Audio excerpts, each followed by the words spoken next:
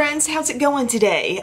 This whole week has kind of been a new product focused week. If you look back on the videos I've done, I had a new drugstore video, we spotlighted a really special new lip product, and now I feel like we're putting the focus a bit more on the high-end and luxury side and some different new things that I've used there. Now I am still putting my focus on definitely using what I have also, but it is the time of year where a lot of new things trickle out. And given the products I've tried, I thought it might be fun to just show you the kind of look that these things achieve. And it is going to be a pretty natural look. I've been using most of these products for at minimum a week, some of them more, some of them maybe a little less, but I'm familiar with them all. And I know that this is going to give me a look where a lot of steps have been taken, but ultimately the end look really makes me think just natural beauty, you know? It's going to be a little different from that last look where it was rainbow eyes and all that. The first thing I'm going to use is actually a primer that I found in my collection because I did not recently purchase a new primer, and it's the YSL Touche Clay Blur Primer. And if you look really, really closely at this, let's see if we can focus.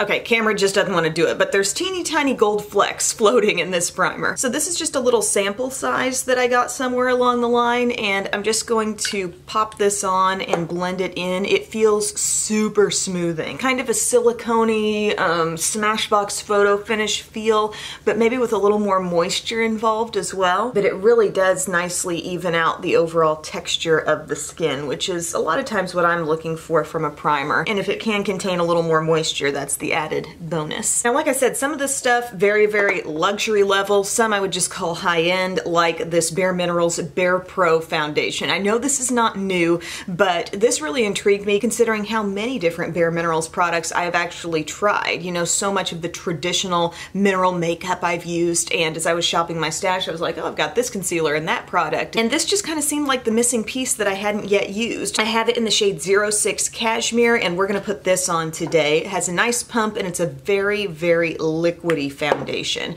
I think when this was first coming out, was there not like a special brush people were using with this, like pumping the product into a brush that had a little well sort of deal?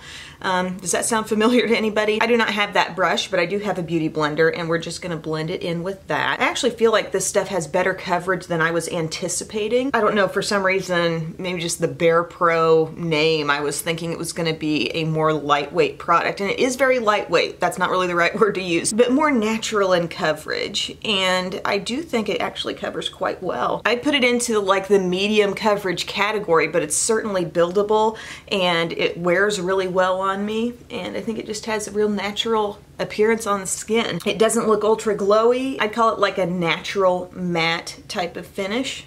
And yeah, I've been kind of enjoying rotating this in on and off. I think that's also a really good shade match for me. It just seems very on point. And then we're gonna move into concealer, which is a much buzzed about product. I actually purchased the new Pro Filter concealer from Fenty and also the powder. So this I have in the shade 170. I'm feeling like I probably could have gone a little bit darker with this, just because I feel like I'm not 100% satisfied in the way it covers the dark circles. Most days it doesn't feel like it's totally wiping things out, but I'll just put it on and let you guys see. But standard doe foot applicator concealer here. I know a lot of people love this stuff. I mean, I've heard a lot of rave reviews, and I'm applying a little bit more of this than I would apply like Shape Tape or Tarte Maracuja or whatever, just because I feel like when I use it, I need a little bit more to achieve the coverage I want.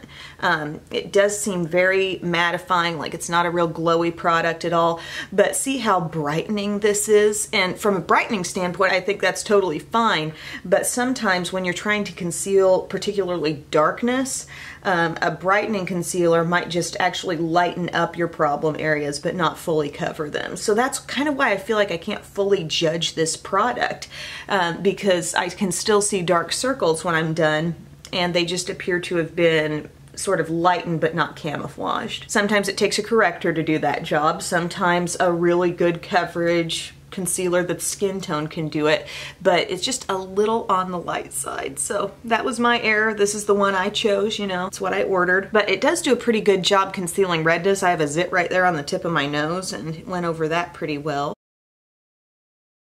And again, it leaves kind of a brightened effect, like this whole zone of my face. I'm kind of like, yeah, I look really bright and awake and everything. And that is one decent benefit of a too light concealer, but when it comes to actually camouflaging your darkness, if you feel like you're still seeing some on yourself, that's where a really good matched concealer comes into play. Like when I was using my Revolution Conceal and Define, and I settled in on the proper shade of that, I had previously been a little too light, and then I went down to C5 and I was like, okay, now it's really covering stuff. So the proper shade is very important. For the purposes of this video, maybe talking about the finish and whatnot, I just wanted to put this on. I would love to know what people with dry skin or people who are, you know, struggling with a lot of dryness in the under eye area. I would love to know how you feel about this concealer, because to me it's kind of borderline. It's not the most drying, but it's not really offering a lot of moisture either. So I'm sort of in this in-between place with it. But we are going to move on to the powder, which is beautifully packaged, albeit kind of a large packaging here. But it's the Pro Filter Instant Retouch Setting Powder, and I have this in the shade Butter, which I believe is the second shade. Just a very light skin tone shade. It's a really fine powder, and I just tap some into the cap there. I'll use my e.l.f. Small Tapered brush. Just take a little bit of this around the under eye to set.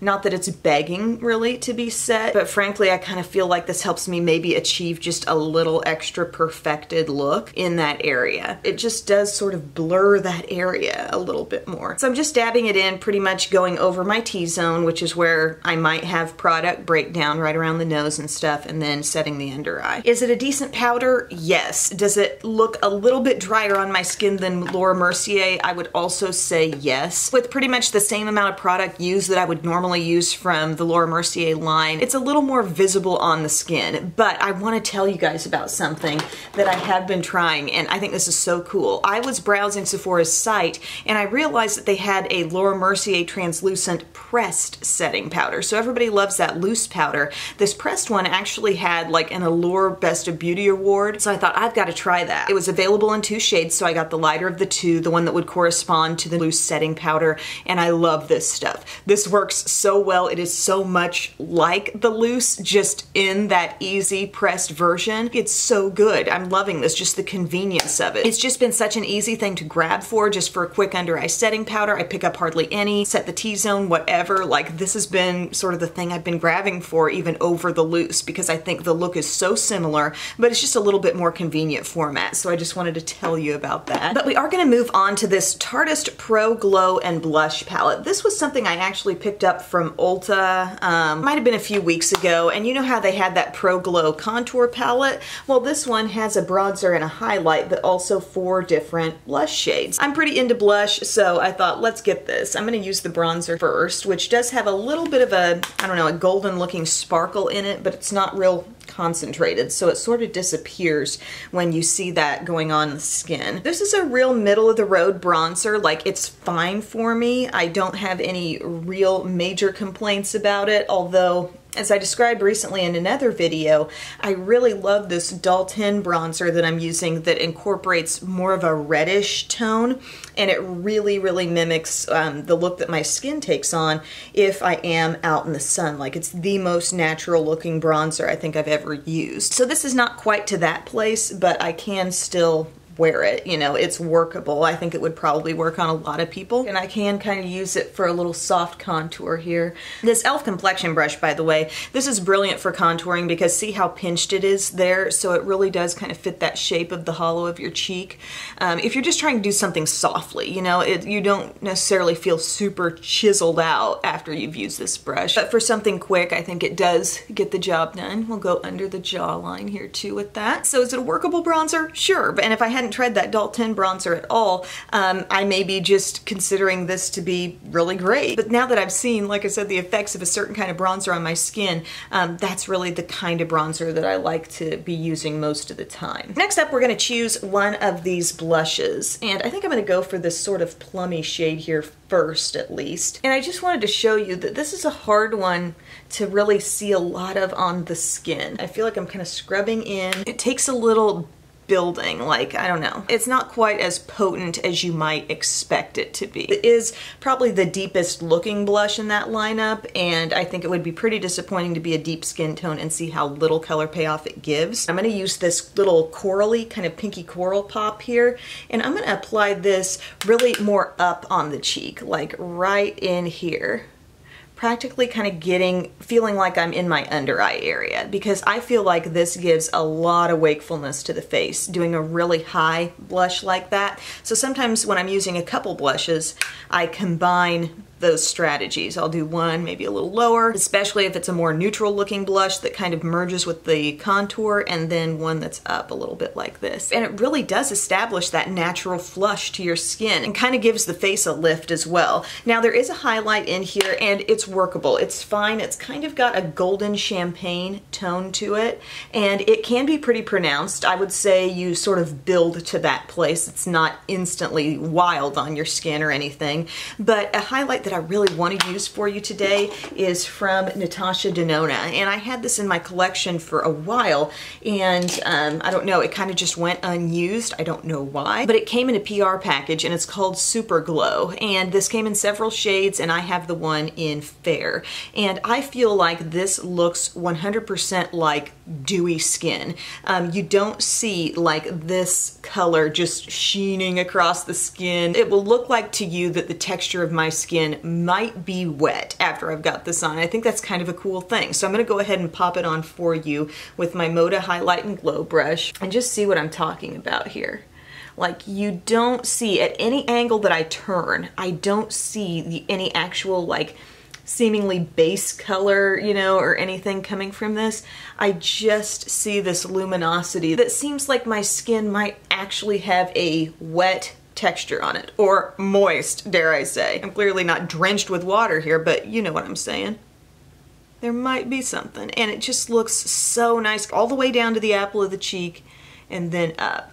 Because head on, you know, your little sideways highlight doesn't always make any sort of impact, but coming down to the apple of the cheek, I mean, just a real full face glow takes over. So I have been liking this highlight. I have gone a lot lighter on the eyes lately, so I feel like I'm trying to put a real focus on just great looking skin, and this is kind of that icing on the cake step that makes me feel like I have really great looking skin. Here's another thing that I found in my stash that had been sent in PR. It's the Bobbi Brown Primer Plus Hydrating 3-in-1 Setting Spray. So preps, sets and finishes, and then refreshes makeup. The three big claims that tend to come with products like this. But this does make a nice setting mist for me, so I'm gonna spray that on. The sprayer is really nice and fine, but not like too fine, if you know what I mean. So far I haven't seen any really like insanely different effects from this. Like, it's not as dewy as that L'Oreal spray that I've been recently using, and I don't think it's quite as transformative to my staying power as Urban Decay All Nighter is, but you know, it's a decent mist. Next up, I'm gonna do my brows, and I'm gonna use my Brow Contour Pro. This is that like old school clicky pen type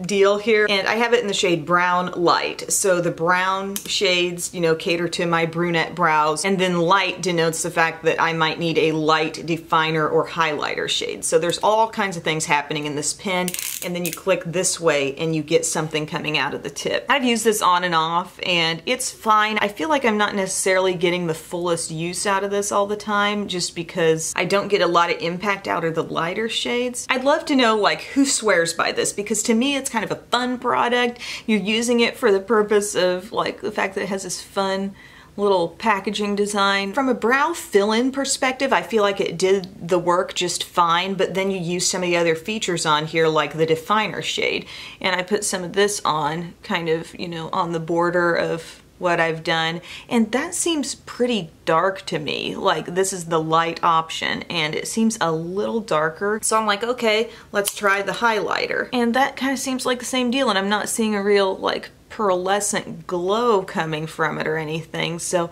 I don't know. As far as your actual eyebrows go, you do get two shade options. You get a lighter and a deeper, and I think that is kind of cool to have within one pencil, because typically, I mean, you wouldn't encounter something like that unless you had a split pan, you know, powder compact or something like that, you know what I'm saying? So to have the two separate pencil formats in the two shades is sort of unique. And since there wasn't a spoolie, I will kind of just brush through with my own, just to make sure everything's kind of even there. And then I've been kind of grabbing for this IT Cosmetics Brow Power Pomade because it is really an intense hold. Just a really nice clear gel, a nice itty bitty brush there at the end. So I have enjoyed that. Got my eye primer on, and the eyeshadow product that we're going to be using today, this has been a really in-demand thing, and I got it off of Beautylish, the second go-round for this product. It's called Bigger Brighter Eyes Filter Eyeshadow from Charlotte Tilbury, and the shade is Exaggerize. And this is the product that was claimed to have been used on the models in the Victoria's Secret fashion show, and let me tell you, it's a pretty basic looking little situation we have here. We've got a couple shades that are like a soft pearly finish. This one is kind of like, I mean, it looks like a deeper taupe, but it comes off as sort of like this sheer, almost wet look on the eyes. It's interesting. I'll show you that. And then this mauve-y kind of crease color. And it's so super natural looking. I can't say I dislike it at all, but when I saw that this was so popular and had sold out and now it's back, I was really wanting to see what all the fuss was about. So we're going to use this for the eye look today. I'm going to go into that mauve-y kind of crease looking shade, and we'll just apply that here for a little natural definition. I mean, it is a really good crease color. Kind of this deep blushed tone. Okay, so we got that going on in the crease. That's about as intense as that shade is gonna look, and that is your deepest color in this palette. Then we're gonna go to the lighter shade, and I'm just gonna apply this as a little bit of a glowy highlight. It's got a little bit of a golden buttery vibe going in it, and we'll just apply that right under the high point of the brow. And then I'll also use that around the inner part of my eyelid. And the last time I was using this, I was struggling a little bit on building it up, and I felt I needed to go in with my finger, and that helped. Yeah, I think I'll need to do it again here as well.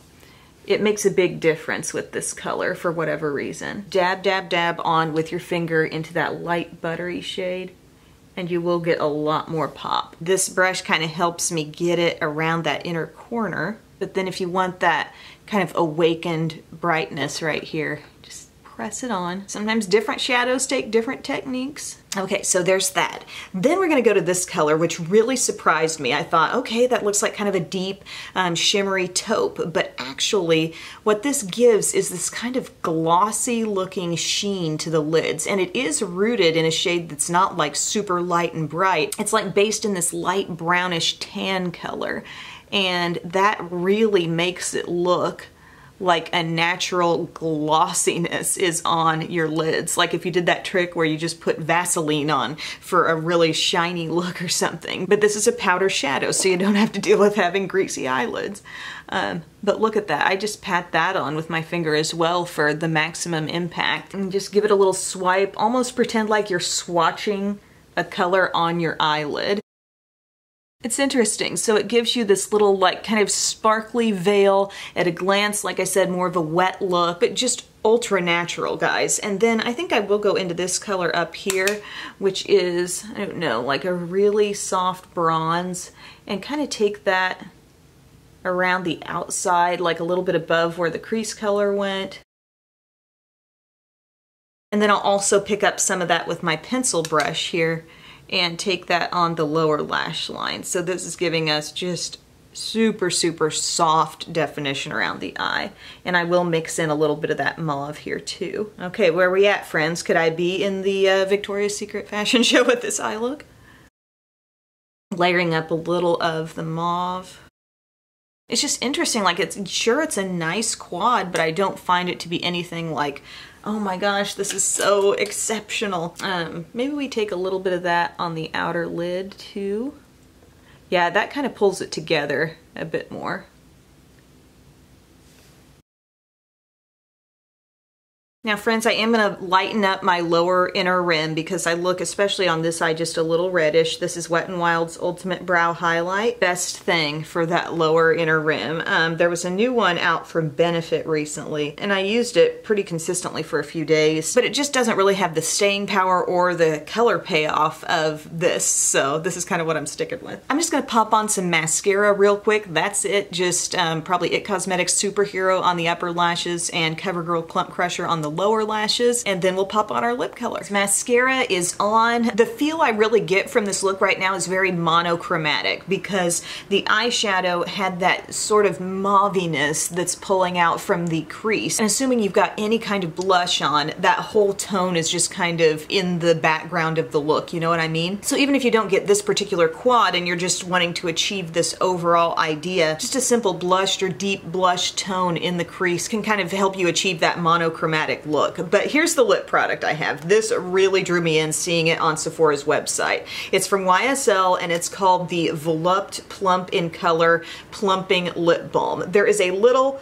black heart there. Yep, right in the center of the product, and it seems like kind of a gel type heart maybe, I don't know, but the color I have is 1 and it's Mad Nude and it's described as Universal Warm Nude. So they describe this as a multitasking lip balm that gently volumizes and richly nourishes while dressing lips in high shine luscious color. So it is kind of a more sheer lip product. It really reminds me of the effects I get from that, the Buxom tinted lip balm, and it feels so much the same too because it does have peppermint oil, which is the cooling sensation. It has that cooling feel. It contains hyaluronic acid, it contains coconut oil, and it says YSL's first hybrid formula features a volumizing black heart-shaped core wrapped in nourishing luscious color. Because this is more of a sheer lip color, I am wiping over my lips just to make sure like any foundation, powder, whatever residue is gone, because I don't want this to look lighter than it actually is. So let's go.